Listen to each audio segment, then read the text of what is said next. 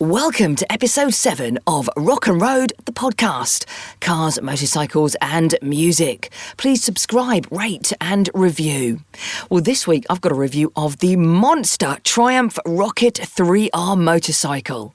My special guest is Finlay McCallan, Managing Director of Motorcycle Live, and I've got a classic album recommendation. But first, a quick history of the old days. Last week I told you about my Astra years. Now, after this time, I was able to go up a notch. I'd been earning money as a breakfast show presenter on Power FM. I then moved to drive time on the Eagle in Guildford, and I was living in Portsmouth, so I needed something nice for the commute every day up the A3. And I upgraded to another Vauxhall. This time, drumroll please, a Vauxhall Calibra. I felt like I owned a sports car. It was lower down, it had bucket seats, it was sporty looking, had a massive bonnet, it was luxurious and it came in a gorgeous blue. The downside to this more sporty Vauxhall was I managed to rack up 9 points going up and down the A3 every day. Tut tut. You can see pictures of this car on Instagram right now at Rock and Road Pod. Now, talking of speed, I'm going to review a bike now that can go from 0 to 60 in 3 seconds. This is the biggest bike on the market. Its beefy, beast-like status with a big fat engine means it can only be the Triumph Rocket 3. Here we go. When you first start up the bike, it actually says, "Good morning, Leona." Obviously Triumph programmed that in for me, but nice little touch. These bikes have been in production since 2004, but this one is the brand new edition for 2020. Huge just doesn't cover it. This bike is enormous. I'm just pulling away from the Triumph dealer in the Vauxhall Arches, and I've just got to work out how to get out of here. Is it going to go left here? Yes.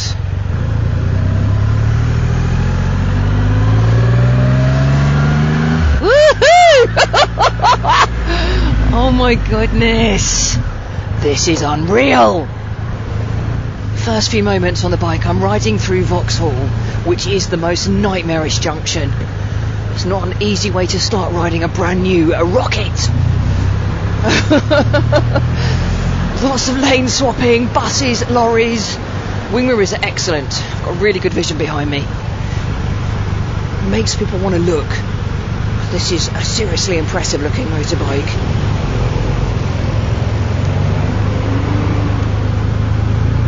Scared to let the clutch out. Ooh, it's so powerful, it's untrue. Just give you a bit of information about the size of this engine before I talk about anything else. The first car I ever got was a Ford Escort 1.3. The car I'm driving now, the BMW I reviewed a few weeks ago, is a 1.8. This is bigger than them. For something on 2 wheels that's just carrying me, this has got a 2.5 litre engine. That's bigger than most cars. Whoa! I'm only in first gear. Hang on, let's change up. Listen to that. Some workmen all just stopped what they were doing and looked at me. They literally stopped in their tracks. This is one of those bikes you have to look at if it goes past you. Especially when there's some woman on it talking. This is seriously fun. Some guy is shouting on the left. I actually feel a bit scared that they won't just come over and just push me off the bike and ride off with it. I'm sitting on a bike that's worth just under £20,000. Come on, lights. Here we go. These tyres are so fat, really gripping to the road.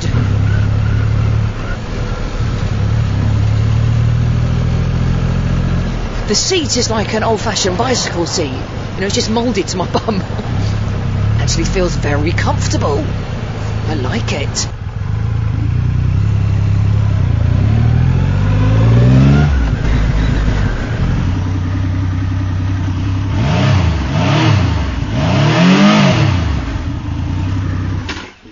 Actually, it's less throaty than I thought and more of a sporty sound, but still absolutely love it. So let's have a look at some of the features on this bike, apart from its beautiful looks and this lovely heart-shaped petrol tank here, which is really wide. Yes, I have measured it. 16 inches wide.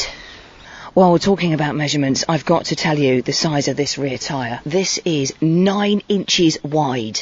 It is vast. I've never seen such a fat rear tyre. Seat height came in at its lowest point about 76 centimetres. But let's have a look at some of the dashboard features. Modern bikes now have an actual dashboard, and it's a digital dashboard. So it's got several modes. I'll just go through some of them. We have road, sport, rider, rain, and back to road again.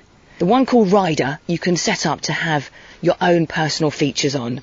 Rain, well, that takes a little bit of the power off the acceleration when it's raining, so you're less likely to slip. Road is normal, and obviously sport gives it an even more powerful and faster pull away. Not that you'd want that because it is already so fast. As I mentioned before, this is a 2.5 litre engine, absolutely vast. Now on this dashboard, it's got the temperature, 10 degrees, double figures, I know, no need for the big coat. It's 9:13 in the morning. It's even got the weather forecast. It's got a rain cloud here showing. It's got a picture of the road, and it has a kind of mouse button here, which you can use as a toggle and then press in to accept. One of the most fantastic features for lazy and incompetent riders like me is the self-cancelling indicators.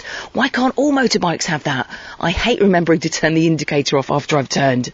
And it's even got cruise control.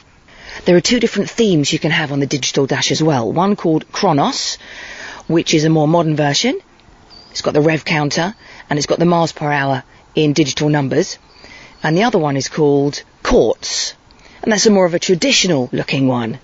One of the most attractive looking features on this bike are these rather gorgeous manifolds here, the exhausts, 3 in parallel, lying next to each other like that, look absolutely gorgeous. But careful, they get very hot. My son Dexter jumped on, burnt his little ankle on that.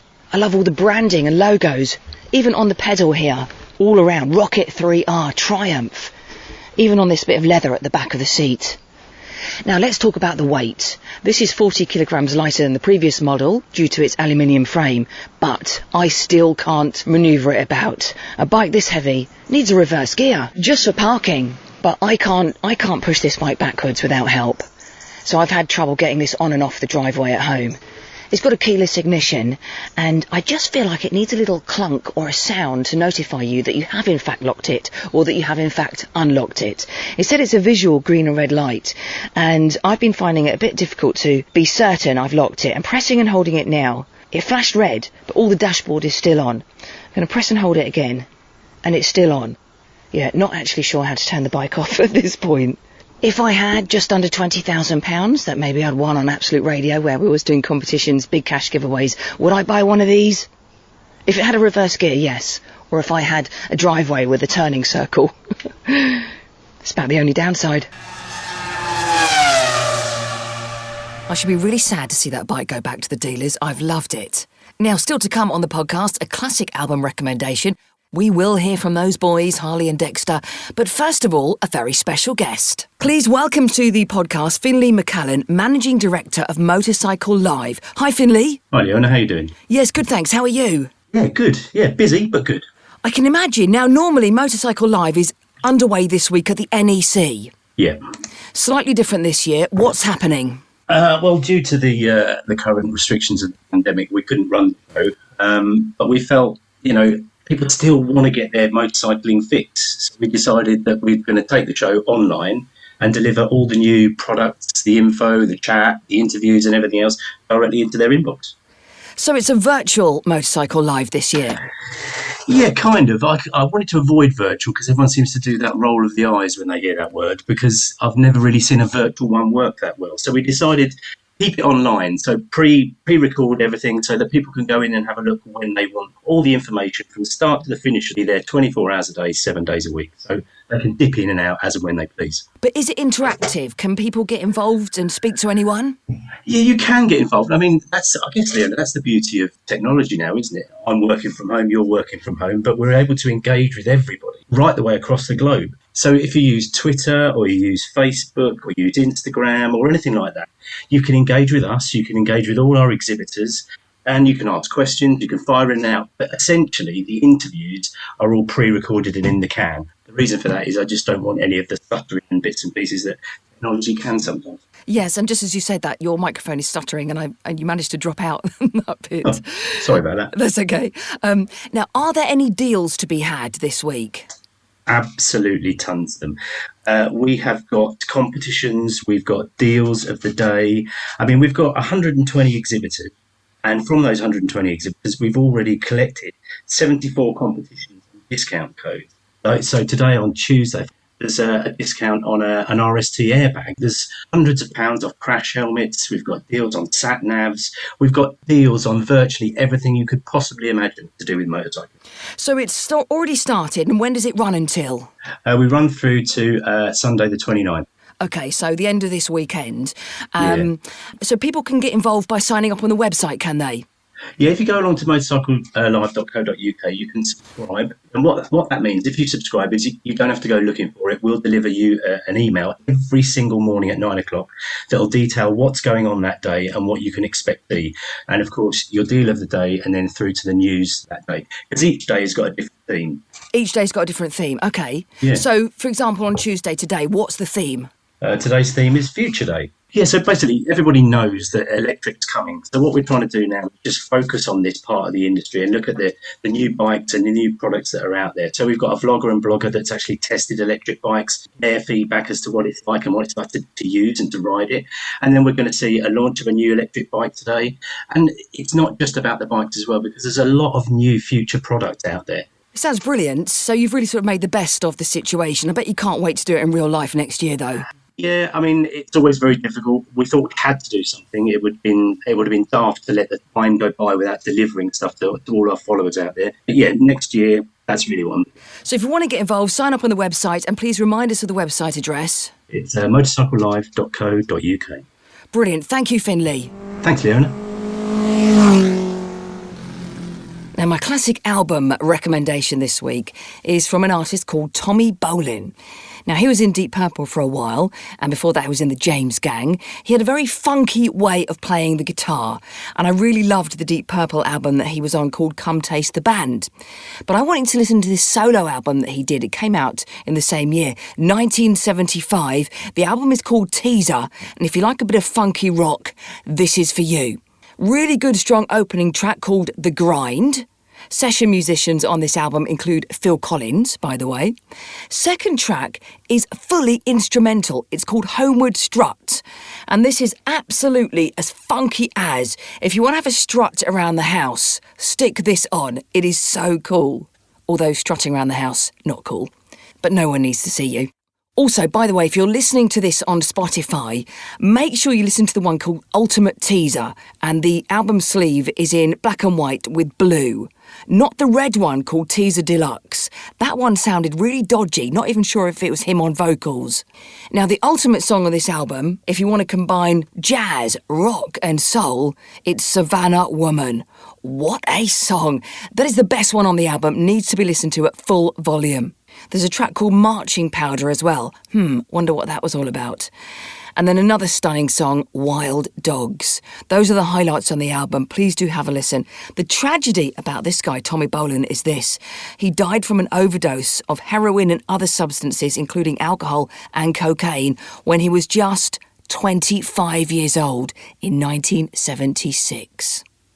But that is my classic album recommendation this week. Tommy Bolin, Teaser.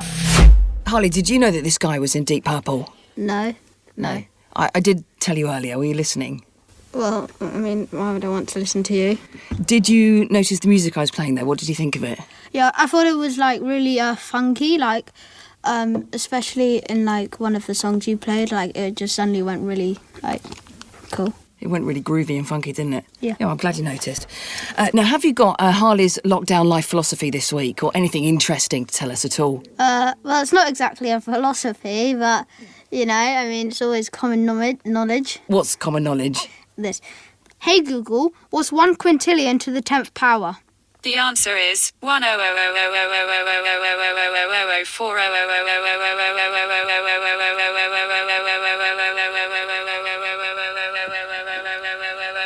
Is that actually going to stop? At some point. Can you make her stop? Make it stop.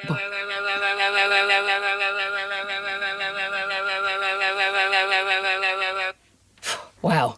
Do you have anything actually interesting to tell us? Yes, just that. Shall I play it again? No. What about a lockdown life philosophy? Everybody's asking for one. Come on. Okay. I mean, I know my adoring fans want it. Not yours. All right. So, Wait, introduction.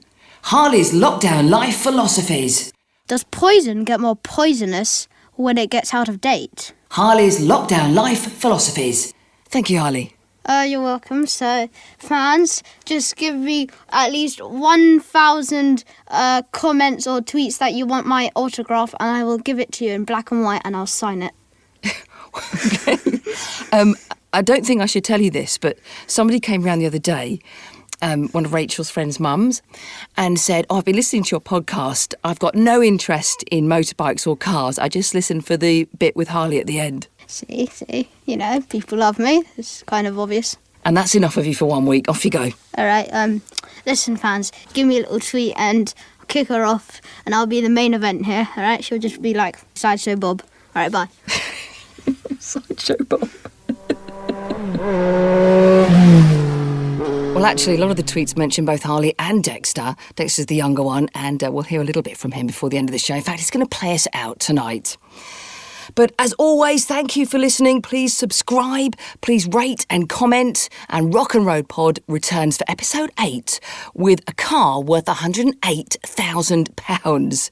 This is immense. It's a Jaguar F-Type R.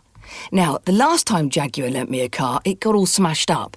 Why they decided to lend me one that costs 3 times the price of the last one, I don't know. But they have. I'll tell you all about it next week. Hey Dexter, what do you think of the motorbike outside, the one I brought home the other day? Horrible because you burned my foot.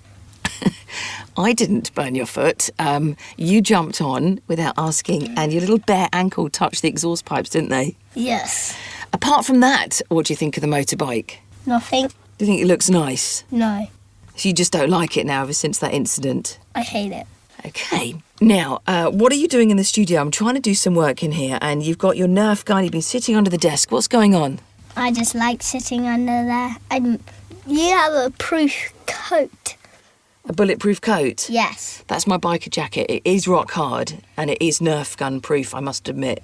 I wish I could have a bulletproof coat when I can shoot. Oh, that sounded painful. Was it painful? No. Oh, you're just tough, aren't you? Now, Dexter, I want you to tell me about your bass lessons. What have you been learning? Rainbow. Since you've been gone? Yeah. I'd like you to play us out on the show today. Well, for 30 minutes. What do you mean for 30 minutes? For 5 minutes then. I'm going to play the guitar for 5 minutes and that's 300 seconds. Is it 300 seconds? Mm-hmm. How long is school? Oh, 6 hours and 20 minutes. And when I have dance, it's 6 hours and 50 minutes. And how many days in the week of school? 1, 2, 3, 4, 5 for school. And then I have 2 days of freedom. 2 days of freedom? Yeah. What do you do with that freedom? You make me do all the homework and I do all my chores, everything. Not Oh, having you any poor fun. boy. And is there no fun to be had at all? Yes. What else do we do? Nothing. We don't do anything. Where's the nearest violin? Violin. Yeah. It's a recorder. Oh, right. Go and get your recorder then. Well, all right, we'll play out with the bass. Here's Dexter playing us out.